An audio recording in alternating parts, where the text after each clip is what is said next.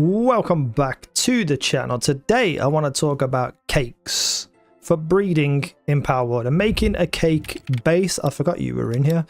As you can see over here, I've got my farming base in my 7-in-1 base. I've got all the materials that I need to make cakes, but they're in separate bases. So I wanted to make a base to show you guys how to get everything consolidated into one single base so that you don't have to be running around and stuff like that. And it would involve catching some NPCs that can sell you stuff, but I'll also show other ways if you don't want to or can't capture one of those pals. Now, one of the things you are going to need is some ranches, and in those ranches you are going to need bee guards, stuff like that, to get honey. Now, you can get all the other materials from either buying it from NPCs or using farms, like getting chickpeas or the mozzarinas to get the milk and the eggs.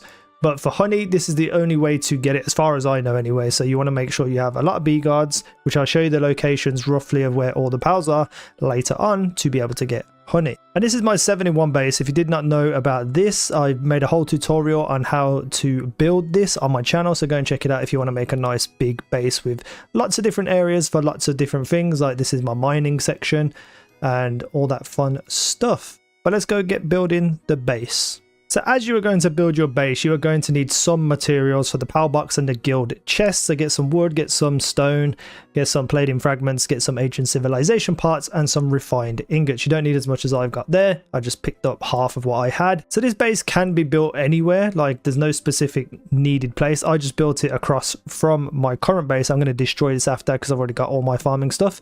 But you want to basically build a pal box and a guild chest. So you're going to need stone and wood. You're going to need palladium fragments, ancient civilization parts, and refined ingots. Not as many as I have here. I just cut out half of everything that I had. And the guild chest is basically going to be there for you to be able to get all your materials that you need. So where is it gone? Guild chest. Boom. Build it over here. Come on, Anubis. Get over here and build.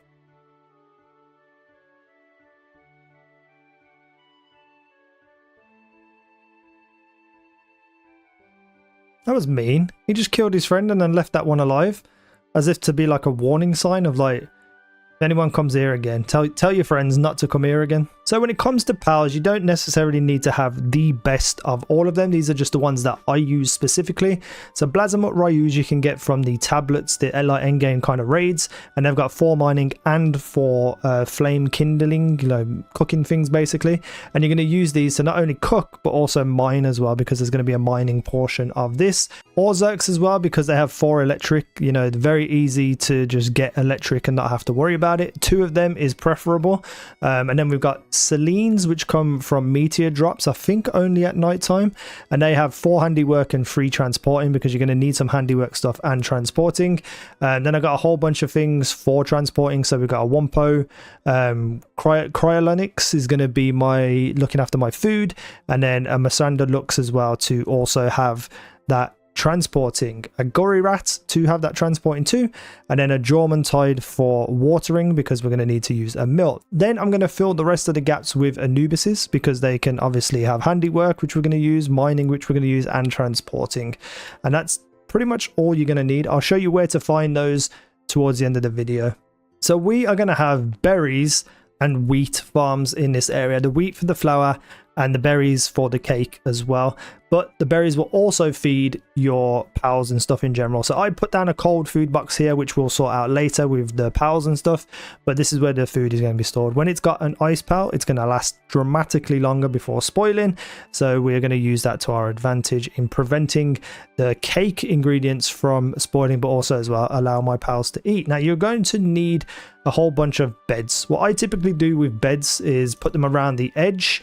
I don't even particularly need to use the big large ones, but I usually just throw them around the edge here, because then they're a little bit out of the way. You don't have to worry about them too much, but there's also a lot of space around the outside. So I'm going to let my Anubis build them while I put them all around. So as you can see, I built 50 beds. You're probably not going to need that. Actually, I built 51 beds, but you also are going to need hot springs, because these pals need to rest. Now you don't need a dramatic amount of hot tubs, but I would build like, I don't know, 5 to 6 and put them over by the bed, so they're just out of the way, as close to the beds as possible, because then that means, you know, you don't have to sacrifice too much space and your pals can still use them, so definitely worth looking at. So you can also build high quality hot springs. They're a little bit bigger, so they take up a bit more space, but they definitely help with sanity and resting your pals a little bit more. So I usually just build a couple of them.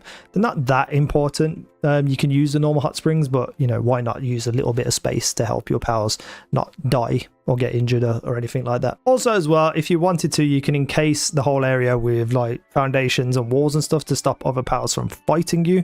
That's totally up to you. I don't think it's that big of a deal.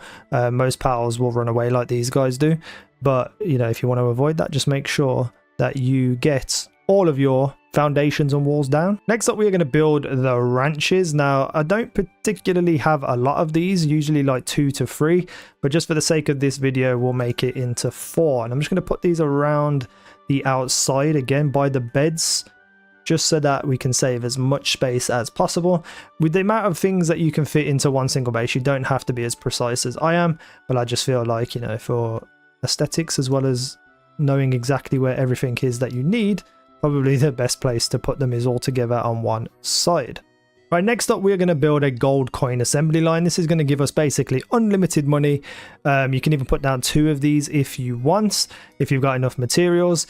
This is essentially so we can buy the materials off the merchants who we are going to capture later on, and you can then set, you know, multiple Anubis to work on these, which means that you've constantly got 1 million gold coming in every now and then you can just buy the materials that are not honey, because that's the only one you can't buy. So we're going to fill these up with bee guards. Next up, we are going to build a large power generator. You need electric organs for this, which you can also get from those merchants, and we're going to place it anywhere you want. I'm just going to place it in the middle to keep the Orzerks away from everything else. A long build on this though. Right, next up, we're going to build our ore mining sites. There's 3 per mining site for your pals, so I'm going to build just 3 of them and have 9 pals mining pretty much all the time. And again, these don't have to be neat. It's just literally for a farming base. You could even build a second advanced chest on this side, just so that some of the pals don't have to run all the way over. And then if you wanted to, you could build an item retrieval machine, which gives you access to everything in chests in this specific base. That's just totally up to you though. This should be fine though. Now, even though you can buy berries and wheat and stuff, I would suggest having a couple of farms in here ready to go, just so that, you know, you've got a steady income of materials and food and stuff coming in. So we're just going to build like potentially just 2 of each of the berries and 2 of each of the wheat plantations. Boom, and then boom. You're not going to need too many pals for these. Oh god, the dire wolves are coming to fight. Pow! Now, you're not going to need to worry too much about having too many pals here for planting and harvesting, etc. You know, it will also give you Jormuntide something to do in terms of watering when you're not using him for the mill. And speaking of the mill, let's throw that down as well, which is over here somewhere. Now, you only need 1 of these because you're just going to have 1 pal doing this, which is your Jormuntide. And you're just going to set him up to get however many you can as often as you can. All right, next up, we're going to place the gigantic furnaces. This is essentially what you're going to make the ingots with. I like to put them apart a little bit just so that the pals don't get all smushed up and look a bit crazy. Let me just grab you out. You typically only need 2, but you could throw in an extra one if you wanted. That's totally up to you. And then we're going to place the large scale stone ovens. This just allows you to cook the cakes. And a good thing about these is if you leave the cakes in them, they never spoil, so you can leave them to be cooked by the pals and then come back later and pick them up. So definitely worth doing. Now, up to you how many quantities of ovens and furnaces you make. If you want things a little bit quicker, a little bit more efficient, make more, but for the most part, all you need is basically what I've built here. Right, so you don't need a dimensional power box. It's just where all my pals are currently because I am breeding a lot. And because I forgot to mention it, let's look at the planting and gathering people that are really good. So we've got Prunelia, which can plant at a 3 and gather at a 2, which obviously is just pretty good. So I'm going to throw 2 of them in. And then we've got other ones that can plant and gather separately. That's totally up to you who you put in, but that's all I need really. I'll throw in an extra Prunelia just in case, but you only really need 2 of them. Right, as you can see, I've already got a few Anubis in because they were helping me build stuff. So let's throw those Prunellias in, and they're probably just going to run off and start the process of planting. So I'll leave them to it. Then we're going to bring in the 2 Orzerks for electric. They're going to start running over and building up electric so that when we use the furnaces and the gold assembly line, they are just going to be ready to go. Now, if you wanted to, you can also build an accumulator here, which will basically just have, when this gets to 100%, it will start to fill this up too. So when everybody goes to sleep at night, electric won't run out, even though you're not typically going to need it. If you want to and you've got the materials, you may as well build an accumulator there. Right, next up, Jormuntide. He'll go and water stuff and be able to use the mill. And then I'm going to throw in a bunch of Blazamut Ryus because they will be able to cook things and also mine as well at the same time. We've got the Selines for transporting, and we'll just throw everything else in, as you can see. Now, when you get to getting everybody into your base, you want to go to one of your fixed assignment management base things here, and you want to go to your cold food box and throw your ice pal on, because then that's the food covered, that you don't have to worry about it. We'll sort the ranches out soon, but when it comes to the ore mining sites, you know, you can throw 1 Anubis on all of them, in my opinion, so that you've constantly got people mining, but they're going to be used for the gold assembly line. So with the mill, that's going to be your Jormuntide. The furnaces, you know, you can go ahead and throw a couple of the Blazamut Ryus on, so they're already ready to go, and now they won't gather up in the middle of your base, so they will just be ready to go on all of these. Totally up to you how you do this though. Throw the Orzerks on the electric, and then everything else you can kind of just leave, because then when we get to the point of like using this here to make gold coins, hopefully the rest of the Anubis and also the other things that can, like the Salines, they will come over and start creating your gold, and then your gold is used to buy the materials for cakes. If you wanted to, you can set their work preferences. So if you don't want all of your Anubis mining because you want them to be ready to able to use the handiwork on the gold assembly place, you can take a few of them off mining, and that will also give the Blazamut Ryu something to do before they wait to cook things and smelt things. I think I already switched them off by mistake. And then we can go down to the things like the Salines or the Wampos, and you can have them just transport stuff. What I would suggest is if anything has lumbering, just to turn that off in case trees spawn and you just don't want extra wood and stuff being in the way. So I would personally do that myself. And then, you know, there's a lot of things here that both have handiwork and transporting, and all these things are needed within this base. So, you know, it's just up to you what you turn on and turn off. With the berry farm and wheat farm, it will always be placed in the cold food storage box. So you want to put them towards the back end of it. So even if you put them down here, that would make that be the last thing they ever touch or eat. Everything else here will just work and be eaten first. So I threw in some tomatoes, but obviously if you've only got berries, the berries will stay there, they'll get eaten, but you'll put more berries in here than they are being eaten. But if you've got a whole bunch of other stuff, just throw that in instead. So then here we've got the berries and the wheat going in and being sorted out and ready to be made into cakes. Right, when you start to collect enough wheat, you can go over to your mill and you can set your Jormuntide to make enough flour that you need. Now the flour will get transported to the cold storage box over here. So as long as you've got pals that can willingly take them to a place, they will also build up in here. So as you can see right now, we're getting flour, wheat, berries, and we'll eventually have some extra things like honey and milk and eggs going in as well.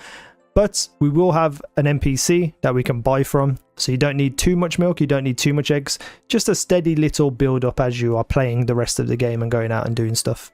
So where do we get these pals? Now I'm not going to fly there and show you exactly where to get them, but for instance we're going to start with electric. Now Orzerk was the king of electric for the longest time, and you catch them up here in the Wildlife Sanctuary number 3. However, since the latest, you know, DLC release, we do now have access to Azurmane. And Azurmane is actually a field boss, so you can go here and catch as many as you want.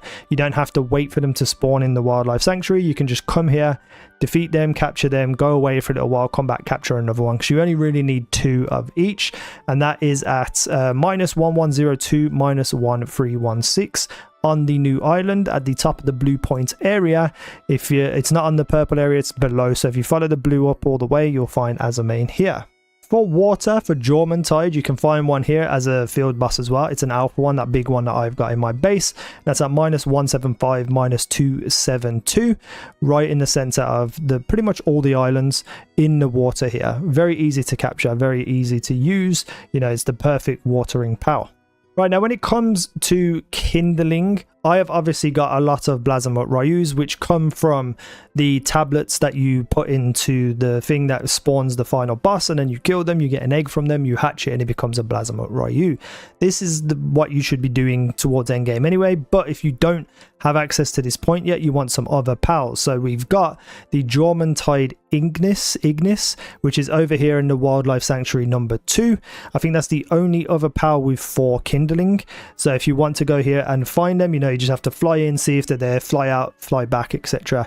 until they spawn. It can take a little while. You might get them first time, and that's at -679, -116. But there are some other pals with free kindling, which we'll look at as well. So Ragnarhawk is a flying fire type, which will also allow for transporting as well as free kindling, which is all around this corner of the map on the volcano area base game section, and that starts like down here at the fisherman's point, all the way up, all the way around up to the ruined fortress city. This is literally where all the Ragnarhawks can spawn.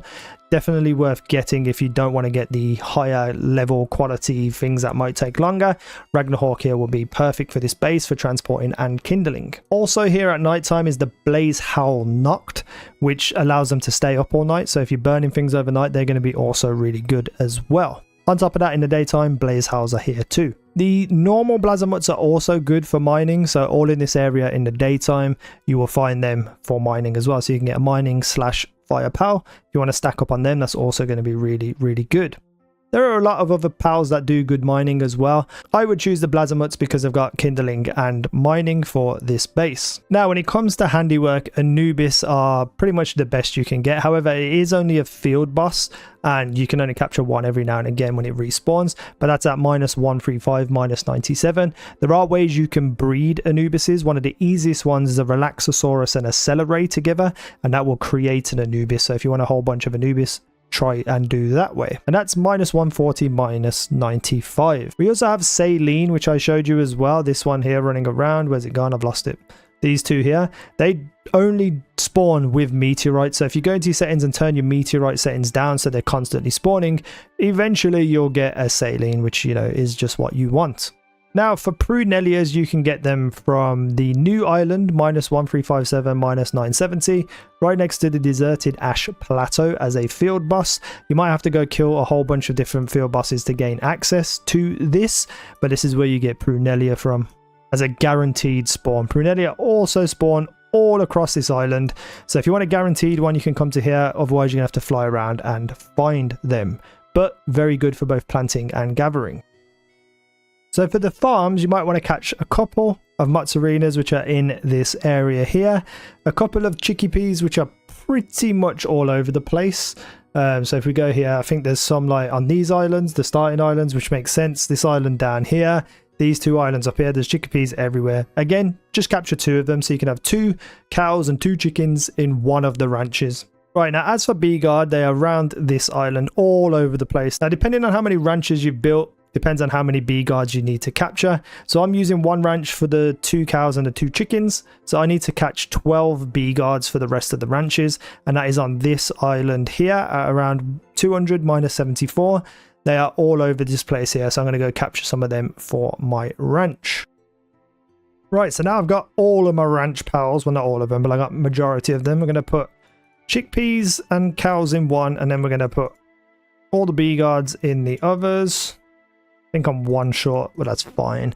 That's okay. So these are all going to generate honey and then milk and eggs, and they're just going to constantly be put into your cold food box over here, and you don't really need to worry about them because they just keep going forever. Plus you got all your transporting pals, which can bring them backwards and forwards. I think I've got, why is that bee guard over there? That bee guard shouldn't be doing that. He should be actually going in and doing his ranching stuff. Oh, I did have enough bee guards. No. Right, so they are now just going to generate honey and all that stuff, and then all my transporting pals have got jobs to do every time they produce anything that I need. Right, so let's quickly run through everything to do with this. You probably need a second watering pal, I've just realized, because my Jormuntide is busy over there, so we can't water the wheat and the berries. But anyway, when you get both of these, they'll get taken to the cold storage box. Then you use the wheat to create flour over here in the mill. Once that's done, you've basically got all your flour and all your berries you're ever going to need for this farm. Then we've got our bee guards and our cows and chickens here creating the rest of the ingredients. So we've got the honey, which you're going to need a lot of, and then we've got some eggs and some milk coming in on a consistent basis. However, we're going to use gold to buy all of these materials that we need, and then all of that gold can be smelted over here in the giant furnaces, and then they will be used as ingots to get all your gold coins that you need over here. And as you can see, I'm about to hit 1 million here. I'll just pick that up, and then you use that gold to buy any materials you don't have. These guys will be mining to get that ore for you to smelt. Once you've got all of the things together, all of your ingredients, you will use these to create your cakes, and I hope that made sense. But where do you get the merchants for you to buy from? I'm going to very quickly throw in another watering pal. Now for the merchants, there are two types, red coats and green coats. You only need a red coat for this base, but if you wanted to capture a green coat as well for anything else, you can find them both down here in the archipelago section. So if you fly to the small cove, the archipelago castaway beach, or the archipelago church, and then find your way to the center here where the water is at -186, -587, and you're going to find two smoke plumes. So here is the red one, the wandering merchant, and we have this one over here, the Pal merchant, if you wanted to get that. This one can sometimes be green, I believe, or there's two of them that sit here, but you know, if you wanted to capture any more Pal merchants, they are there. But this is the only one we need, so this is the only one we're going to worry about. If you've got exotic spheres, you know, typically they're going to capture a lot easier from the back as well. However, they can obviously also kick out of the ball, and then you're pretty much just waiting and hoping that, you know, if you keep throwing balls at them, they'll get captured. So this one might, yeah, I might have got lucky. If you don't capture these and they escape, usually it comes up with a warning saying that you are basically being tracked by the people for assault or whatever they call it. All you need to do is get on a flying pal and fly all the way up to the top of the map, and then you will lose that wanted level, and then you can come back and do whatever you need to do. Right, and then we just throw the wandering merchant in, speak to them, and we can buy materials. So from here, you can buy the red berries, the milk, the egg, and the wheat that you need for the flour. So these are all the things you need to buy. And it's as simple as just maxing out and buying them with all the money that you're making from the gold assembly coin things. So we do that. And then we can throw those into here to just keep them cold and nice. So you can see now I've just immediately got 2,000 of each of these. Honey's a little bit low at the moment because we have to wait for them to be birthed by the bee guards. Right, I also forgot to get red berries as well, so I just bought some off him. Then you come here and you go to build them. So let's go into this one where the Blazamut's waiting. Now that they're cooking, we can go throw some more Blazamut Ryus or whatever fire powers you have onto cooking them, and they will all gather up together and go for it. Typically, usually they just do it on their own behalf, but sometimes you'll have to go in here and get them to do it. You can have 8 pals getting 2 lots of cakes at the same time. And what you want to do is not let these be transported anywhere, because they will never spoil while they're in the oven. So even though if you get 999 cakes made, you can leave them in there and just pick them up wherever you want to, whenever you need them, and they will never ever spoil. Like if I go over to my typical base over here, I'll show you all the cakes that I haven't picked up yet that are just waiting to be picked up. So you can see I got 452, 894, 304, and 328. So I have more than enough cakes with my current setup. But if you wanted it all consolidated into one base, this is everything you need to know, hopefully. I hope I haven't forgot anything. But yeah, now I'm going to go tear down this entire base because I don't need it. But it was fun to share it with you guys, so make sure you like the video because now I'm going to have to tear all this down. Thank you for watching. I've been easy. Now you guys have been awesome.